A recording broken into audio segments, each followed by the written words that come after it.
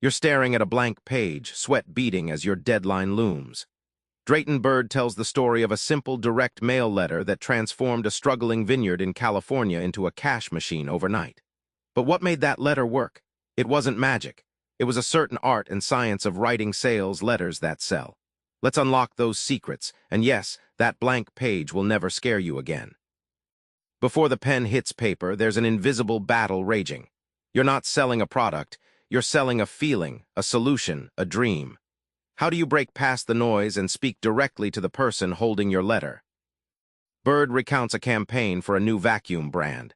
Instead of pitching features, the team dug into customers' frustrations. The awkward noise, missing corners, that feeling of dirt mocking you. By mirroring those exact feelings, their letter hit home, sparking a 40% jump in orders within weeks. Think of your reader's mind as a locked treasure chest. Psychology hands you the key. Knowing what buttons to press means understanding desires and fears. Bird says it's like tuning a guitar to your customer's mood. A slight wrong note, and they turn away without a second glance.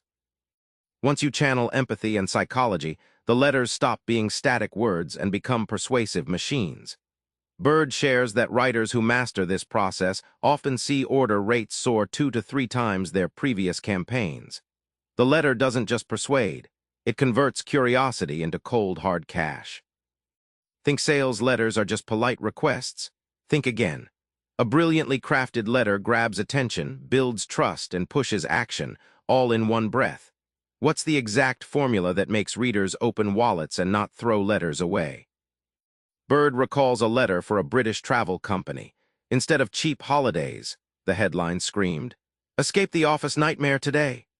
The shift in tone grabbed readers out of their mundane routines and sent bookings soaring by 28%. That headline was the ticket from inbox to investment. No one's just buying a product, they're buying the story behind it. Bird tells of a health supplement letter that told a vivid tale of recovery, not ingredients. Readers connected emotionally, making the science secondary. The story was their hook, and copies doubled previous response rates. The letter ends with a ticking clock, limited offers, or fast-fading discounts.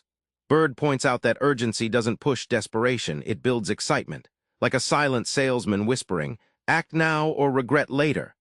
Campaigns with urgency saw response rates jump up to 35%, a dramatic game changer. Most sales letters fumble the finish line, they ramble or get weak when it matters most. But closing your letter is about lighting a fire beneath the reader, gently but decisively. What's the precise art that seals the deal? Bird highlights a campaign for a niche gardening tool.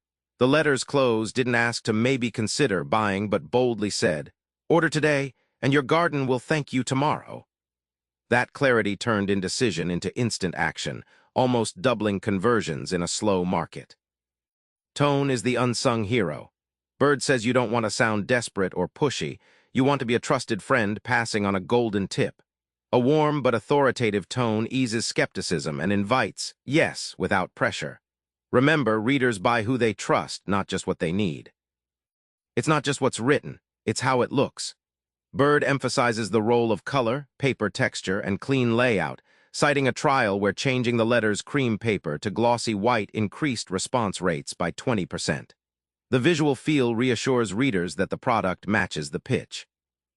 Remember that vineyard's letter we met at the start? That's the power of truly knowing your reader, crafting a magnetic message and closing with confidence. Next time you face your blank page, start with their feeling, hook them hard, and finish like a pro. Try this. Before writing a word, jot down the biggest fear your reader wants to vanish, and build your letter around smashing that. Subscribe for more book summaries like this one.